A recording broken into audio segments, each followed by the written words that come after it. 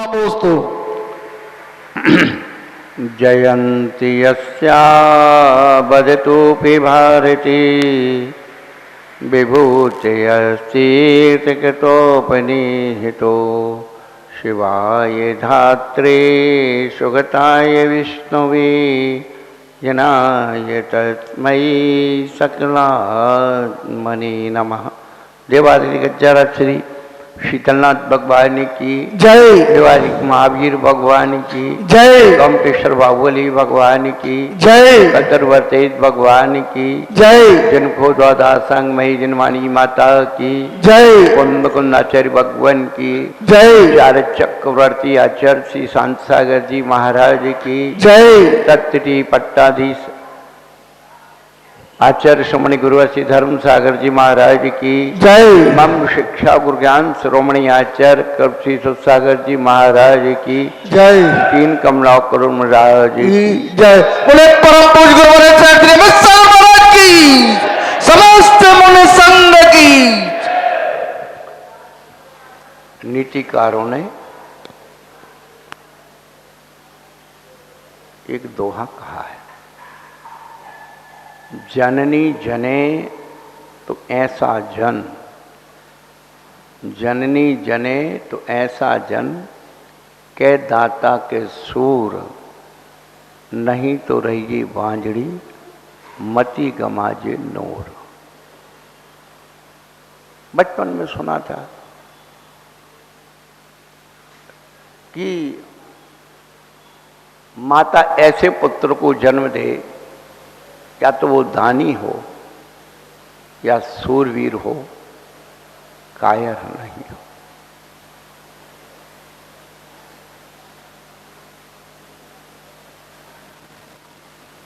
बंधु, मां की भूमिका भूमि जैसी होती है,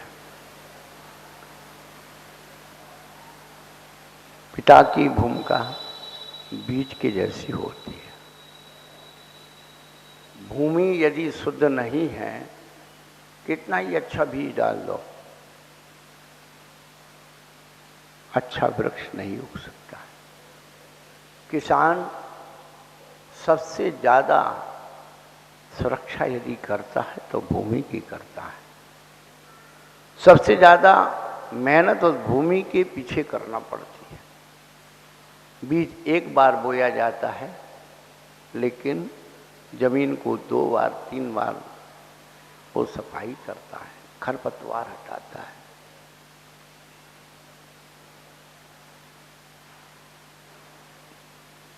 उसकी जो बीज है उससे अच्छी फसल निकले। वास्तव में जब हम महापुरुषों की गुणानुवाद पढ़ते हैं या सुनते हैं,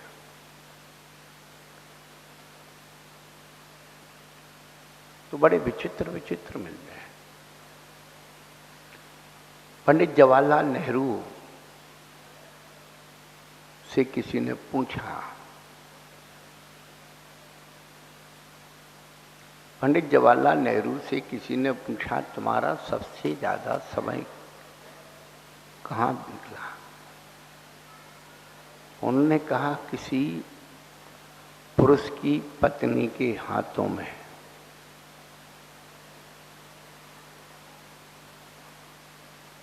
जवाहरलाल नेहरू से किसी ने पूछा, तुम्हारा सबसे ज्यादा समय कहाँ निकला? उन्होंने कहा, किसी पुरुष की पत्नी के हाथों में।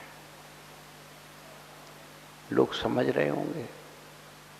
उन्होंने कहा कि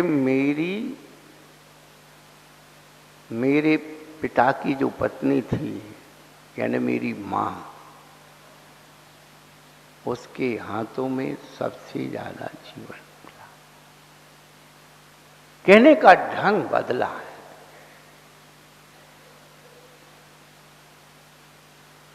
नीति भी कहती, किसी भी व्यक्ति के व्यक्तित्व को बनाने में नारी जाति का हाथ होता है। और नारी में सबसे पहली यदि कोई होती है, वो होती मां। सबसे पहले बच्चे का परिचय माँ से ही होता है।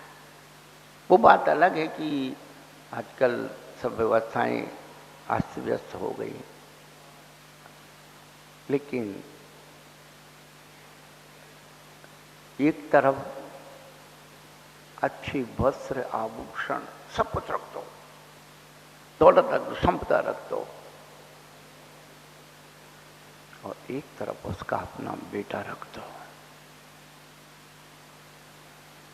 अपने बेटे के पीछे वो सब कुछ छोड़ सकती है, पर बेटा नहीं छोड़, क्योंकि बेटे के साथ उसका एक आत्मीय भाव होता है। उसके खून से, उसके भोजन से वो संचित होता है, पल्लवित होता है, विकसित होता है, उसकी भावनाएं उसमें ढली होती है। एक मां को सबसे ज्यादा खुशी एक पुत्र के द्वारा होती है। जिसके घर में पुत्र नहीं होता है, पुत्रियां ही होती हैं, वो अपने आप को सुना सुना अनुभव करती हैं। भली ऊपर से मन समझाती रहें, लेकिन अंदर में बहुत खाली अनुभव करती है। इस शरीर को जन्म देने वाली वो माँ, उसके बारे में बहुत कुछ लोग जानते हैं, बताते हैं, और जिसके कर कमलों में 17 वर्ष की उम्र भी थी, बचपन से लेकर के वह यौवन अवस्था का प्रारंभ है, उसने जो कुछ हमें दिया, उसके पास जो कुछ था, हमने जो उससे पाया, भली वो अनपढ़ थी, उसे यानी एक दुख था अपनी अज्ञानता का। किसी वस्तु के लिए वो कभी दुखी नहीं हुई कि ये नहीं है मेरे पास, कि वो नहीं है, कि ये नहीं। जो मिला उसमें संतुष्टि, लेकिन बाद में उसे बोध हुआ कि काश मैं भी कुछ पड़ी होती।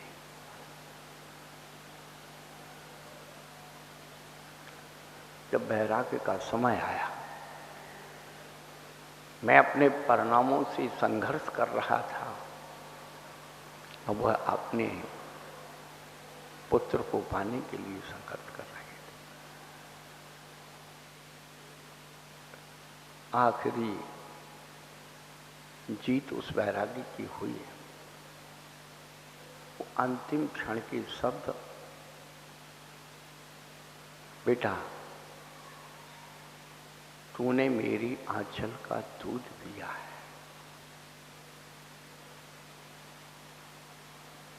उस आंचल के दूध को नहीं ले जाना, जा मेरा आशीर्वाद है, तू अपना कल्याण कर।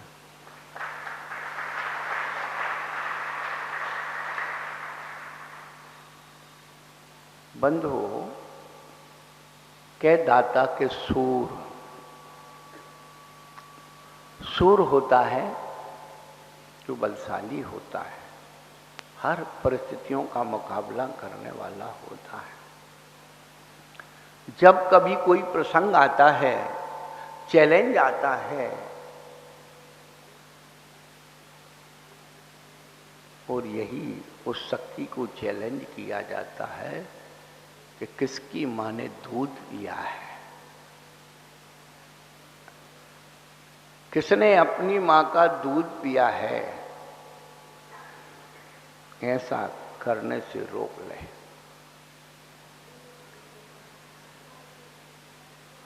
सौभाग्य कहें, दुर्भाग्य कहें, कि वही स्थान है जहां मेरी शरीर को जन्म देने वाली मां के दूध को चैलेंज किया था कि किसकी मां ने दूध पिलाया है मुझे इस हाल में शादी करने से रोक ले। वो शब्द आज भी कानों में गूंजते थे और उस माँ के दूध को मैंने लजाया नहीं। किसी भी कीमत पर मैंने यहाँ पर शादी नहीं होने दी। अभी सुब्रत जी कह रहे थे, जानकी ने जन्म दिया, यशोदा ने पाला। लगता है कि ये मेरी दोनों मां के दूध का चैलेंज है। मुझे एक जन्म देने वाली मां का दूध का चैलेंज हुआ था, दूसरी जन्मवानी मां का जन्म दूध पिया और उसका अपमान किया, उसका भी चैलेंज है। ध्यान रखना, मैं कमजोर कहीं नहीं हूं। कमजोर, मेरी कमजोरी कोई भी चीज नहीं है, ना पैसा है, ना पैसे वाला, ये सब चीजें कोई मेरी कमजोरी नहीं है। कमजोर कहीं से ना था, ना हूं, ना रहूंगा। एक बार कोई जन्म देने वाली मां को कुछ भी कर दे, लेकिन जिसने मुझे जीवन दिया है, उस शरीर को जन्म देने वाली मां, वो एक जीवन देने वाली मां, जिसने मेरे अंदर क्या दुनिया की हर मां अपने बेटे को लोरी सुना के सुलाए। दुनिया की हर मां अपने बेटे को लोरी सुना के सुलाए।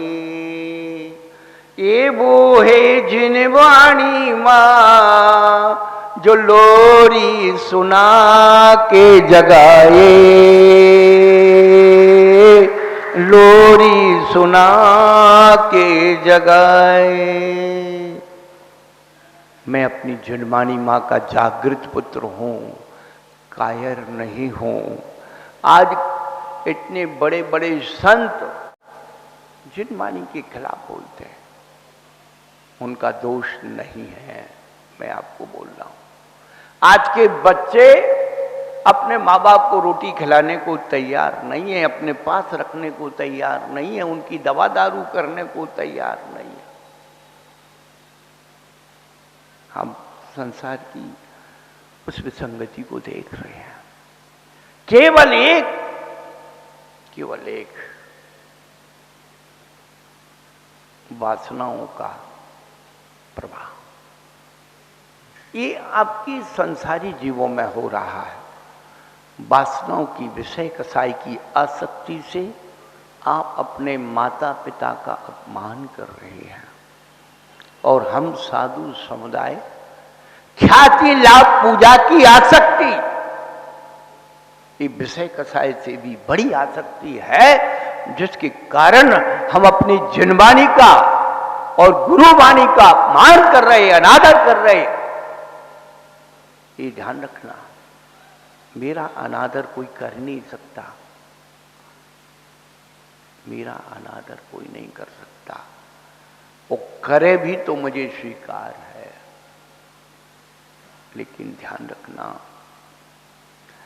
मेरी बात को नहीं, कोई व्यक्ति पूज्यपाद आचार्य की, कुंद आचार्य की, पूज्यपाद आचार्य की, उमा स्वामी आचार्य की, समध्वज्र आचार्य की, ये बात को, उनके ग्रंथों को नकारना, उनकी प्रामाणिकता को नकारना, उनको गाली देने के समान है। आप अपनी बात क्यों कहते हो? आप उनकी प्रमाणित ग्रंथों की बात बताइए ना। जब आप ग्रंथ को ही प्रमाण नहीं मानते, तो आप किसको प्रमाण मानते? आज से 30, 40, 50 साल पहले जो आप लोग बैठे हैं, 40-50 के लोग, कुछ भी हमारे माँ बाप ने कह दिया, अपन ऐसे डरते थे कि ये हमारे माँ बाप हैं, भाई डरो उनसे। वर्तमान की जो पीढ़ी है, वर्तमान की पीढ़ी है। आज उन माँ बाप को अपने बच्चों को कहना पड़ता है, बेटा हम तुम्हारी माँ हैं, बेटा हम तुम्हारे पिताजी, हमारी बात तो मानो। आज ये स्थिति है, कल अगली पीढ़ी में ये स्थिति आने वाली है। आज की तारीख और समय नोट करके रख लीजिए। उनके बच्चे उनसे पूछेंगे कि आप मेरे मम्मी पापा हैं, इस बात का क्या प्रूफ है? बंधु, वही व्यक्ति भटकेंगे जिनकी आस्था सच्चे देव सद्गुरु से उठ गई है, उनका अपमान करते हैं, अनादर करते हैं। जो आत्महितकारी, आत्महित की प्रेरणा देने वाले उन गुरुओं को, उन शास्त्रों को नहीं कौन मानेगा? उनको कौन मानेगा और उनकी कौन मानेगा? उनकी वही मानेंगे जो उनके जैसे हो गए। उनको वही मानेंगे जो उनके जैसे होंगे। जिनको धर्म से रुचि नहीं होगी, धर्म की बात स्वीकार नहीं होगी। हम बार बार कहते, आज के समय में आदमी क्या सुनना चाहता है? धर्म के खिलाफ सुनना चाहता है, इसलिए भीड़ लगी होती है। धर्म की बात सुनने के लिए व्यक्ति के पास समय नहीं। आज हम आपके मन की, आपकी मान्यता की, आपके पंथ की पुष्टि कर दें, आप कहोगे महाराज बहुत अच्छे। पर बंधु, हम आपकी मान्यता की, आपकी पंथ की, आपके संत की, आपके ग्रंथ की पुष्टि के लिए नहीं पैदा हुए हैं। हम जिनवानी माँ उस अनंत देव के वचनों को, उन बड़े बड़े प्राचीन आचार्यों के वचनों को स्वीकार करने के लिए पैदा हुए। और ख्याति लाभ पूजा का जिस दिन भोज चढ़ जाएगा, वो जिनवानी और गुरु महाराज और वो सब एक तरफ पोटली में बंधे रहेंगे। हमारे ही बड़े बड़े कटआउट होंगे और हम ही संसार के सबसे बड़े संत होंगे। और हम बड़े संत आपकी दृष्टि में बनने के लिए नहीं आए, ये ध्यान रखना। आपकी दृष्टि में हम कुछ भी ना रहें, हमें कोई तकलीफ नहीं है। क्योंकि समय सारथी में कुंभून आचार्य कह के गए कि आत्मा ना तो श्रावक है, ना साधु है, ना मुनि है। आत्मा एक गायक स्वभाव के अलावा कुछ नहीं। एक ज्ञानी, अज्ञानी, ये सारे विशेषण जो हैं ये केवल समझने और समझाने के लिए हैं। अंत में सारे विशेषण खत्म होने वाले हैं। ये सारा जितना भी मन और मस्तिष्क में छाया हुआ है, ये सब विकार, ये कसाएं, ये आसक्ति, ये हमें भटका रही है। तो उस माँ ने हमें जो दिया, बचपन में घुट्टी पिलाई, उसको जब से मैंने अपनी आंखें खोली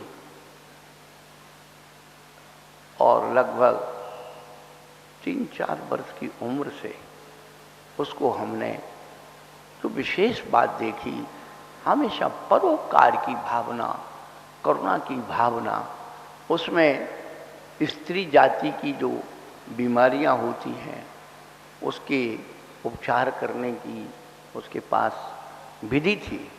तो हमने देखा बचपन से किसी भी बच्चे को लेकर के कोई लेके आया, अम्मा कि रात भर सोया नहीं, उल्टी की, दस्त किया, ये किया, वो किया। उस बच्चे को अपने पैर फैला करके ऐसे लिटा के सरसों का तेल, मीठा तेल लेकर के और बात करती जाती थी वो, क्यों बेटा तेरी मम्मी ने खटाई खाई थी,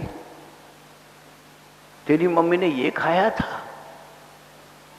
उसको इतना ज्ञान था, वो वास्तव में मेरी मां नहीं थी। उसको इतना ज्ञान था कि इस बच्चे को कहां दर्द हो रहा है वो पहचानती थी। बच्चा क्यों रो रहा है, उसकी कान में दर्द है वो पहचान जाती थी, उसकी आंख में दर्द है, उसकी पसलियों में दर्द है वो पहचानती थी। क्योंकि उसके अंदर एक मातृत्व शक्ति थी। ये हमने पहचाना। और आपके यहाँ तो अधिकतम प्रवास रहा, 92 से लेकर के सन 96 की अप्रैल में यहाँ पर बिंदोली उनकी अन्य विदाई यहीं से हुई थी। तो बहुत सारे ग्रस्त बहन जी लोग उनके संपर्क में रहीं, वो सबको उपचार बताती रहीं। और तो कहने का मतलब ये है कि वो मेरी माँ थी ऐसा नहीं है, वो उन सब की माँ थी जिन्होंने उनके पास कुछ प्राप्त किया, अनुभव प्राप्त किया, ज्ञान प्राप्त किया, और वह करुणा मूर्ति थी हमेशा। उसकी विशेषताएं बहुत रही, परंतु वही संस्कार शायद मेरे जीवन में उसी माँ से आया। वैयावृत्ति का जो गुण सीखा, निर्वी चिकित्सा सीखी, वो उसी की देन है। उस मिट्टी में जो खूबी थी इस फसल बीज में आई। और अपने बारे में तो कुछ कहना नहीं है, हम तो एक ही बात जानते हैं कि लोग तो एक माँ का दूध भी नहीं पी पाते हैं, उनके भाग में नहीं है। आज के समय में तो है ही नहीं।